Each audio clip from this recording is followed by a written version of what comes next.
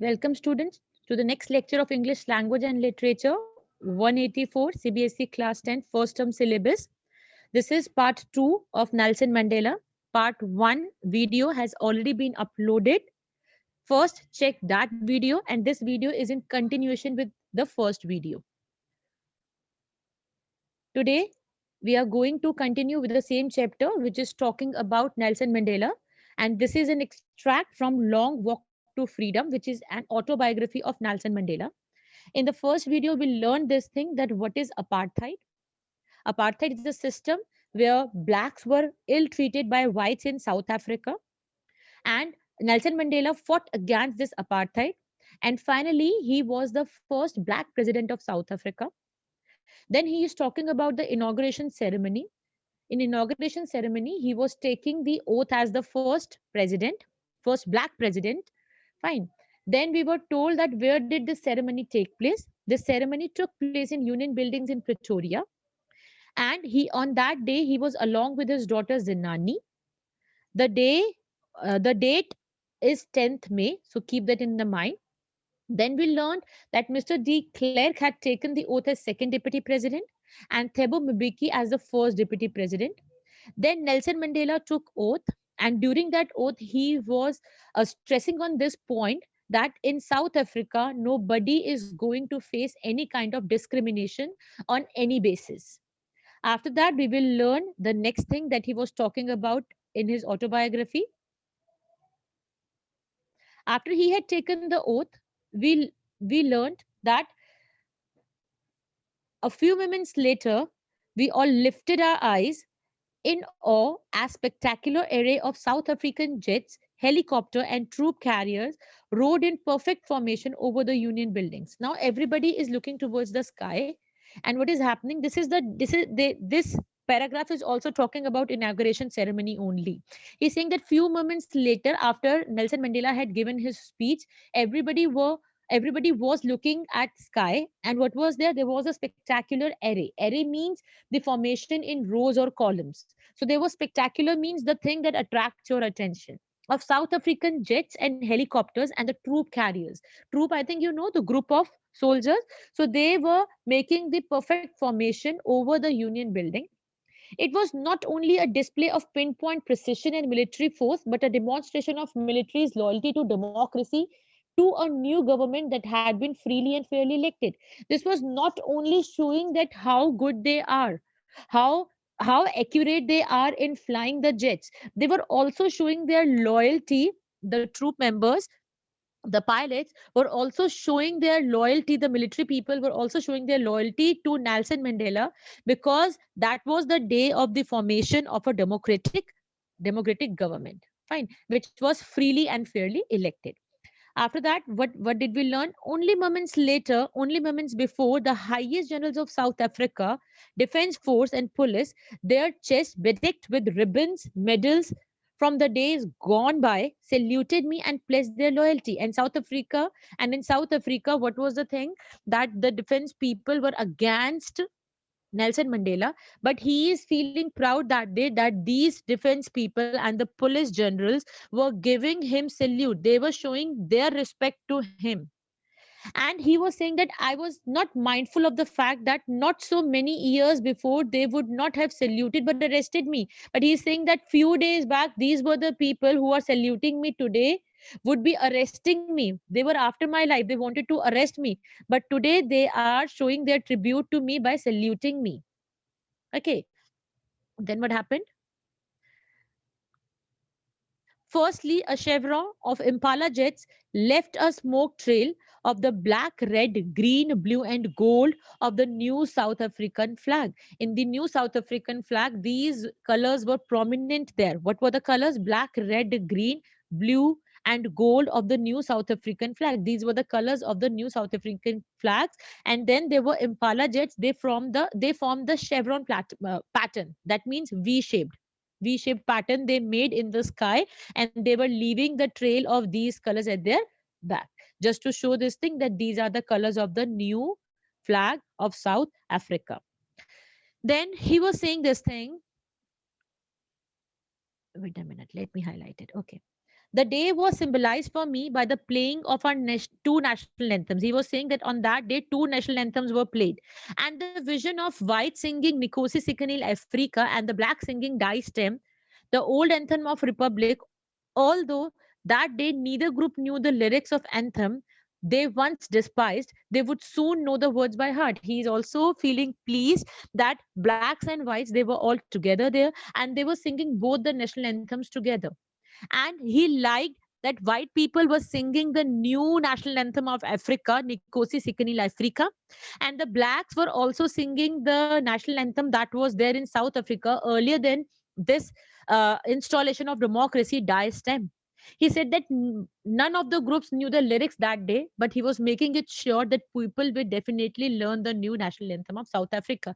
At the back of Nelson Mandela in the picture, you can see this is the colors of the new national anthem. Fine. Okay, let's move ahead. On the day of the inauguration, I was overwhelmed with the sense of history. Now, he was saying that this day did not come without sacrifices. When I was getting or elected president, I was thinking, I was getting overwhelmed, I was getting emotional when I was thinking about the history, that struggle that they came across to reach that day. In the first decade of 20th century, a few days after the bitter Anglo-Boer War and before my own birth, the white-skinned peoples of South Africa passed up their differences and erected a system of racial domination against the dark-skinned peoples of their own land. What is he saying? He's saying that it was the first decade of 20th century. First decade of 20th century means what? First decade of 20th century means 1901 to 1910.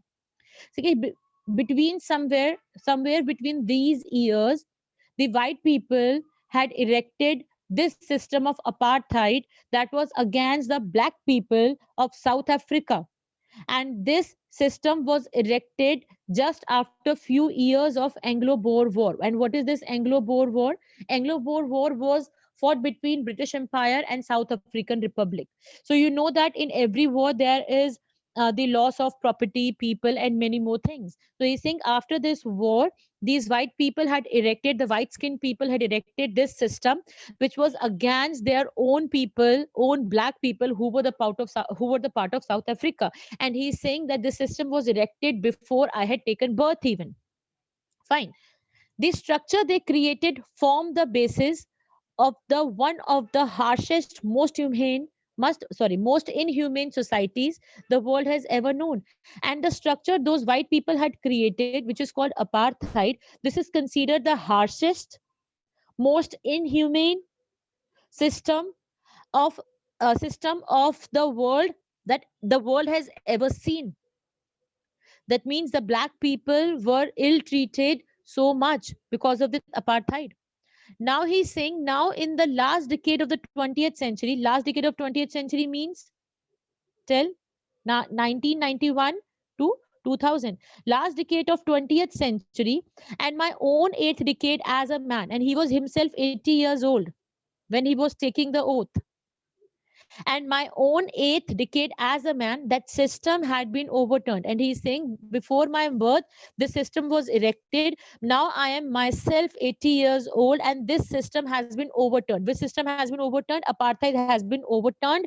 And by what it has been overturned? It has been overturned forever and replaced by the one that is recognized, that recognize the rights and the freedom of all the peoples regardless of the color of their skin. And the next system has been erected, which does not discriminate the people, which does not take away the freedom of any person on the basis of color of their skin. And he's saying that this day has come about through the unimaginable sacrifices of thousands of my people. Thousands of my people sacrifice their lives for this day. People whose suffering and courage can never be can never be counted or repaid. And he's talking about the people who sacrifice themselves for bringing this freedom to everyone. And he's saying that I cannot give or pay back respect to them. I felt that day as I have no one, as I have no, as I have on so many other days, that I was simply the sum of all those African patriots who had gone before me. He is not taking all the things on his head. He's not saying that he is responsible. He is paying tribute to those people who sacrificed their life to bring this day.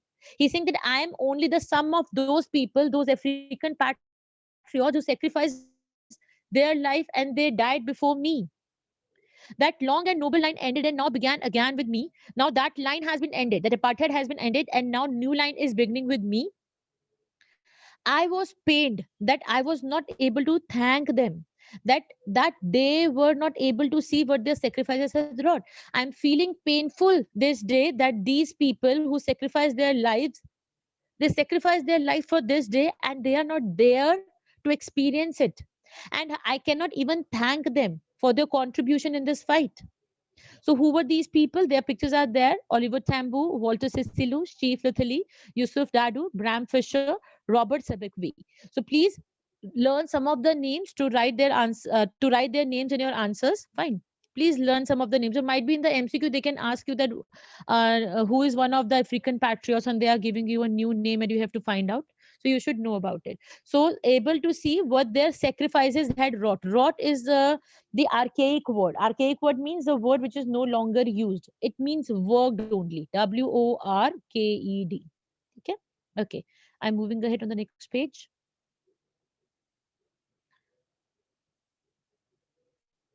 And he's saying this apartheid has created a deep and lasting wound in my country and my people. This apartheid has given a wound to us, which is everlasting, which will never end. All of us will spend many years, if not generation, recovering from this profound hurt. We are so hurt. My black people are so hurt that they can never forget it. It would take generations, not only one generation. It would take generations to recover from this hurt. But the decades of oppression and brutality had another unintended effect. He is talking about an irony here. He is saying that though this apartheid was very harsh and inhumane, but there is something positive in it. And what is that positive? That it has produced Oliver Tambo's, Walter Sisulu's, Chief Littlest, Yusuf Dadu's, Bram Fisher's, Robert Sobukwe's of all time, man of such extraordinary courage, wisdom, and generosity that their like may never be known again. He's saying that this apartheid system is able to produce such people of such courage. They are the people of extraordinary courage, wisdom, and generosity. Fine, better you know that unless you are suppressed, you do not know your powers. You, if you would say that I cannot run very fast, but if I would leave a dog behind you, you would be running fast than anybody else. So unless you are in such conditions, you do not know what are your powers. So he is saying that this apartheid system has created the people like these who are the people of extraordinary courage, wisdom, and generosity. Perhaps it requires such depths of oppression to create such heights of character. He's talking about the same thing that I have just quoted the example. Unless you are oppressed, you won't be able to show your real powers. He's saying my country is rich in minerals. I have many minerals in my country and gems that lie beneath its soil. But I know that what is the greatest wealth? The greatest wealth is its people, finer and truer than purest diamonds. I do not want diamonds even. I feel that these people, the inhabitants of South Africa, are the purest diamonds. Let us move on to the next slide. This page is also again important from the point of view of the examination. Here he is talking about the comrades, the people who struggled along with him, and from them he learned the definition of courage. So, what is courage according to him? This is a very important question. Let us see what is the answer to it. It is from these comrades, means the people who are working along with you, your friends, fine. So from these comrades in the struggle, I learned the meaning of courage. I came to know that what is courage. We are learning about Nelson Mandela. He's saying that I have come to know that what is courage. And what is courage? Let's find out. Time and again, I have seen men and women risk and give their life for an idea. I have seen that people are ready to sacrifice themselves to prove a point when they are fighting for a right reason. I have seen men stand up to attacks and torture without breaking. And during this struggle, I have seen that these people were so courageous when they were tortured, when they were beaten, when they were attacked, they were able to bear it and they were not breaking out, showing a strength and resilience that defies imagination. They were showing such kind of strength when they were bearing those tortures. They were showing such kind of a strength that nobody can even realize. They are so resilient. They had the power to bear. We cannot imagine. It is beyond the imagination of anybody that how much resilient they were. I learned that courage was not the absence of fear. What did I learn? That if I'm saying that I am not afraid of this is not courage. Courage means that I am afraid of this, but I have got the triumph over my fear. Now I am not afraid because I have gained the victory over my fear. That is courage. So I learned that courage was not the absence of fear, but the triumph over it. But everybody has one or the other fear. If you are winning over that fear, that is courage. The brave man is not he who does not feel afraid, but he who conquers the fear. As I have already told you, unless you are gaining victory over it, a brave man is not a person who is never afraid of anything. Everybody is afraid of one or the other thing, as I have already told you. But you have to conquer, you have to win over your fear. That would be courage. No one is born hating another person because of the color of his skin or his background or his religion. Have you ever seen that a newly born child would be having the feeling of hatred towards anybody? No. No one is taking birth with this feeling in his heart. People is made to learn how to hate. And if they can learn to hate, they can be taught to love also. For love comes more naturally to human heart than its opposite. And he's saying that if a person is can be taught how to hate, and that person, that means, can be taught how to love, it is very easy. And he is even guaranteeing that love is more natural to heart than to hate. Fine. So what is he talking about? Let's see. He's saying, even in the grimmest times in prison, when my comrades and I were pushed to our limits, I would see a glimmer of humanity in one of the guards, perhaps just for a second, but it was enough to reassure me and keep me going. He's saying that when I was in the prison, and it was the grimmest time, it was the toughest time, that we were beaten, we were pushed to our limits, we were not able to bear such tortures by others, by white people. But when a guard was beating us, there were many people who were beating us, but one of the guards showed a glimmer of humanity, a glimmer, just a second of expression that told me that he's feeling pity towards me. But once I come to know that, okay, for a second only he is feeling pity towards me, that means one day he that I would be able to arouse the complete pity from him towards me. And that only 1 second humanity gave me the power to continue further. So at last he says that man's goodness is a flame that can be hidden but can never be extinguished. That means every man has much goodness in them. It can be hidden in them, but it has to be taken out.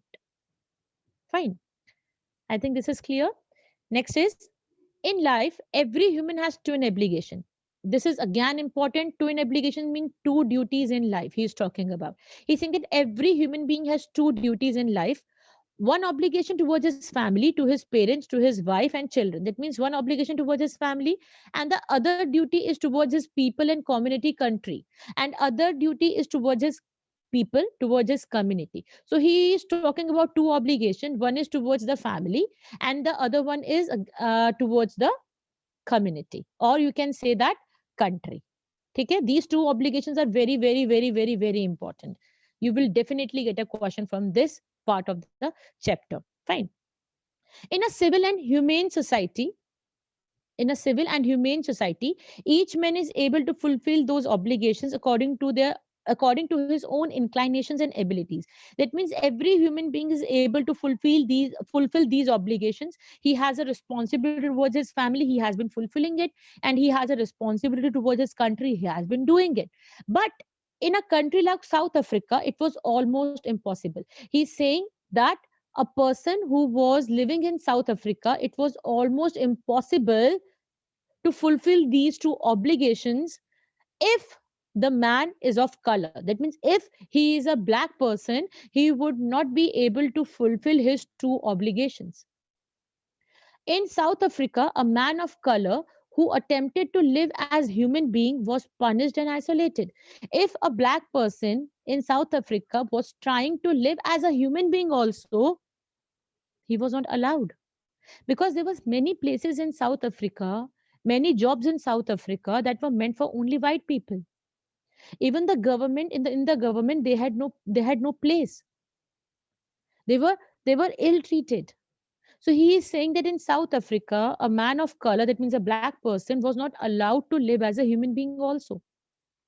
In South Africa, a man who tripped, if okay, wait a minute, who tried to fulfill his duty to his people was inevitably ripped from his family and his home and was forced to live a life apart. He's saying that in South Africa, a man of color, a black person, if he is trying to live a normal life, or is he trying to fulfill the duty towards his family or to his society, he would be ripped off from his family. Ripped off means he would be separated from his family. He cannot live along with his family. He would be forced to live a life of isolation. He would have to live alone. He has to have a twilight existence of secrecy and rebellion.